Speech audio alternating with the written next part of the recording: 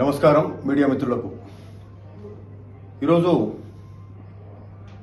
నిన్న కేంద్ర మంత్రి కిషన్ రెడ్డి గారు హైదరాబాద్లో మాట్లాడుతూ మరి మూసి వద్దే మేము అక్కడనే భోజనం చేసి అక్కడనే వండుకుంటాం, రేవంత్ రెడ్డి గారి సవాల్ను స్వీకరిస్తున్నామని కిషన్ రెడ్డి గారు మాట్లాడారు. రేవంత్ రెడ్డి గారు మా ముఖ్యమంత్రి గారి సవాల్ ఏంటంటే 3 నెలలు మీరు మూసి నది పరివాహకంలో అక్కడనే ఉండండి, అక్కడ ఉండి అక్కడ ఉండగలుగుతామని మీరు చెప్తే మీరు మంచిగా సంతోషంగా ఉన్నారని చెప్పగలిగితే మా ముఖ్యమంత్రి గారు ఏమన్నారు, సరే మీరంతా మంచిగానే ఉన్నారు కాబట్టి ప్రధాన ప్రతిపక్షాలు చెప్తున్నాయి కాబట్టి మేము మూసి ప్రక్షాళన పునరుజ్జీవ కార్యక్రమం చేయాల్సిన అవసరం లేదు అనేది నిర్ణయం తీసుకుందాము అని కూడా ముఖ్యమంత్రి రేవంత్ రెడ్డి గారు అన్నారు. కానీ సవాలు 3 నెలలు అంటే మీరేం చేస్తున్నారు, మీరు ఒక్కరోజు ఆడనే భోజనం చేసి ఆడనే వండుకుంటాం అన్నట్టు. అంటే ఒక్కరోజు కాదు కిషన్ రెడ్డి గారు, మా సవాలు 3 నెలలు అక్కడనే ఉండాలనేది మా సవాల్. సరే, ఇప్పుడు ఇది సవాళ్ళకు సంబంధించింది కాదు, ఇది ఈ ప్రాంత ప్రజలది. ఉమ్మడి నల్లగొండ జిల్లా ప్రజల సమస్య, రైతుల సమస్య, కుల వృత్తుల వాళ్ళ సమస్య, మత్స్యకారుల సమస్య, రజకుల సమస్య, నేతన్నల సమస్య, రైతు కూలీల సమస్య, కాలుష్యమైన నీళ్లు ఈ ప్రాంతం గుండా పోతుంటే అనేక మంది ఏళ్ల నుంచి దశాబ్దాల నుంచి ఇబ్బంది పడుతుంటే దీన్ని రాజకీయం చేయకండి అని పదే ఉమ్మడి నల్గొండ జిల్లా వాసులు మొత్తుకుంటున్నారు. హైదరాబాద్ లో మూసి నదీ పరివాహక ప్రాంతం వెంబడి కూడా లక్షలాది మంది బతుకుతున్నారు. తెలంగాణ ప్రతి ఇంటి నుంచి కూడా హైదరాబాద్ లో ఎవరో ఒకరు ఉంటారు. ఇంతమంది లక్షలాది మంది కోట్లాది మంది ఇబ్బంది పడుతుంటే దీని మీద మా ముఖ్యమంత్రి అనేక పార్టీలు అందరూ కూడా మాట్లాడినరు. ఈరోజు చేస్తామంటే దీన్ని రాజకీయం చేసే కార్యక్రమం చేస్తారు. కిషన్ రెడ్డి గారు, ఈరోజు మా సవాలు 3 నెలలు అక్కడ ఉండాలనే సవాలు. సరే, ఈరోజు మేము ఒకటి అడుగుతున్నాం, మీరు ఒక్కరోజు చేసేది కాదు. ఇంకొకటి ఏంటంటే మీరు ఇంకొక మాట ఏం మాట్లాడుతున్నారు, మీరు ఈ మూసి ఇండ్లను కూలగొట్టి మూసి ప్రక్షాళన చేయాల్సింది అవసరం లేదు అని మీరు మాట్లాడుతున్నారు. ఇండ్లు కూలగొట్టొద్దు అని మీరు అంటున్నారు. ఇక్కడ ఇండ్లు కూలగొట్టే కార్యక్రమం కాదు, పునరావాసం కల్పించి ఆ తర్వాతనే మూసి పునరుజ్జీవ కార్యక్రమం చేస్తాము. మీకు ఒక్కటి అడుగుతున్నాం, సవాల్ విసురుతున్నాము మేము. కిషన్ రెడ్డి గారు, ఈరోజు ఇదే సబర్మతి దగ్గర ఈ ఒక్క ఇల్లు తీయకుండా ఆడ ప్రక్షాళన జరిగిందా? ఆడ కూడా 40,000 ఇండ్ల వరకు తీసిరు కదా, అక్కడ వేలాది ఇండ్లు అక్కడ తీసిరు కదా, తీసి వాళ్ళకు కూడా పునరావాసం కల్పించారు.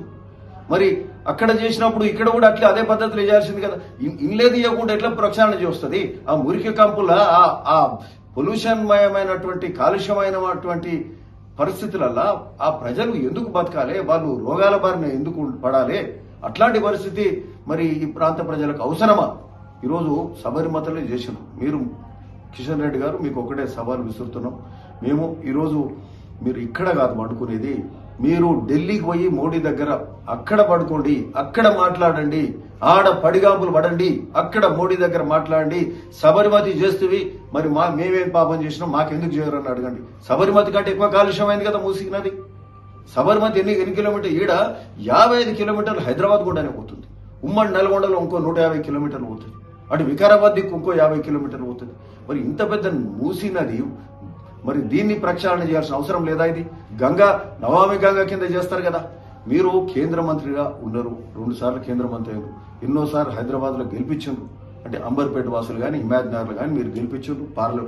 సికింద్రాబాద్ నుంచి పార్లమెంట్ ఎన్నుకోరు. మరి మీకు ఏమైనా కృతజ్ఞత ఉండి ఏమైనా ఉంటే మీరు మూసి ప్రక్షాళనలో మీ వంతు అంటే ఎట్లుండాలంటే కన్స్ట్రక్టివ్ క్రిటిసిజం ఉండాలి, నిర్మాణాత్మకమైన విమర్శలు ఉండాలి. తప్పితే ప్రతిపక్షం కాబట్టి మేము ప్రతిదీ ప్రశ్నిస్తాం అనేది కాదు.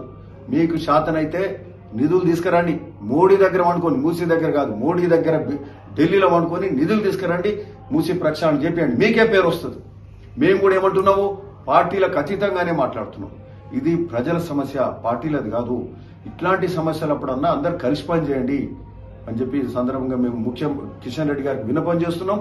ఇది మీరు మూసీ మీద రాజకీయం చేయొద్దు, ఇది తగదు. ఒక్కరోజు కాదు, మేము అడిగింది 3 నెలలు. 3 నెలల తర్వాత మీకు గనక ఇది మంచిగానే ఉందని అనుకుంటే అది మానుకుంటామని మా ముఖ్యమంత్రి గారు చెప్పారు. అది మా సవాలు. ఆ సవాలు మీరు ఫెయిల్ అవుతుండ్రు, అది తప్పు. మరి మీరు శాతనైతే నిధులు తీసుకురావాలని మాట్లాడుతున్నాం. అట్లనే కేటీఆర్ కూడా మరి కేటీఆర్ మీరు ఢిల్లీకి తీసుకెళ్లే కార్యక్రమం చేశారు కదా. అవునా కదా? ఢిల్లీకి తీసుకెళ్ళి కల్పిస్తాం. ఎందుకు తీసుకెళ్ళి ఢిల్లీకి? ఆయన ఏమన్నా మంత్రా? ఆయన ఏం అవసరం ఉంది? ఏమైనా అభివృద్ధి కార్యక్రమం పోయి నిధులు తీసుకొచ్చే కార్యక్రమం అంటే మీరేమో మీ దోస్తాను ఇట్లనే నడుస్తుంటుంది.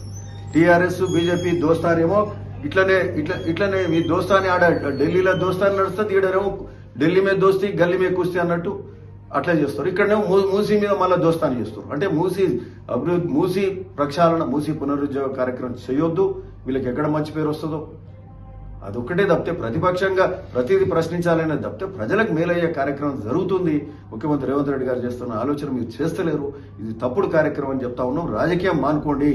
మీరు చేతనైతే నిధులు తీసుకొచ్చి ఈ కార్యక్రమం గొప్పగా చేసేలాగా అందరూ సహకరించాల్సిందిగా మేము కోరుతా ఉన్నాం. Thank you. Please subscribe to Please subscribe to KTV Telugu. KTV Telugu. KTV Telugu. KTV Telugu. KTV Telugu channel.